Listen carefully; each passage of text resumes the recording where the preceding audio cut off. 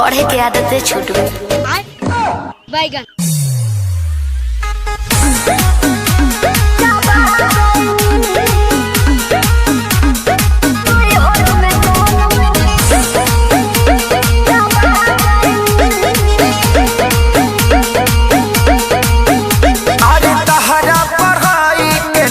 कोनो जोड़ हो बोले लू तो इंग्लिश के तूर दे लू गोड़ हो। मैं तो बताई मैं नहीं हूँ हाई फाई। अरे तहरा पढ़ाई के नइखे कोनो जोड़ हो बोले लू तो इंग्लिश के तूर दे लू गोड़ हो।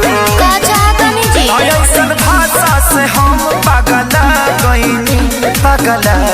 गईनी सुनी बेचे कहाँ पे किताब भोजा खा गईनी राजा नहीं हर में राजा नहीं हर में गोलम चापा गईनी राजा नहीं हर में गोलम चापा गईनी। अच्छा एगो बात बताओ तारा संडे मंडे याद बा? हाँ जी तो सुनाओ तो। Sunday good Monday very good कंडे लवंडे ठंडे ठंडे संतोष पागल बुझले मारू मारम बहु फेंक देबू।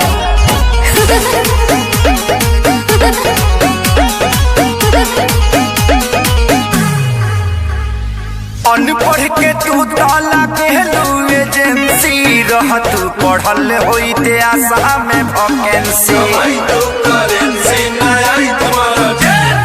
भोक भोक बुतत रहा पढ़े घरे दियावा पियावा पियावा पियावा। तब गलती भइल तो से शादी करके का कोइनी ई का कोइनी। बेचे कापी किताब भोजा खा गईनी राजा नहीं हर में राजा नहीं हर में गोलम चापा गईनी राजा नहीं हर में गोलम चापा गईनी। बाप रे बाप लागत कि अब हम डिप्रेशन में चल जाए। ठीक बा आय? अकेले जाई हाँ। जाते न तो जाके देखी हाँ। अब बढ़िया जगह होई नु हाँ। हम आ ओई जे हनीमून मनावल जी डिप्रेशन में आ घूम घाम के आ चल जाई का। अब ते सफा संतोषवा बना देबे। का भाई कुछ गलती हो गल का? ना ना ना तू आ गलती।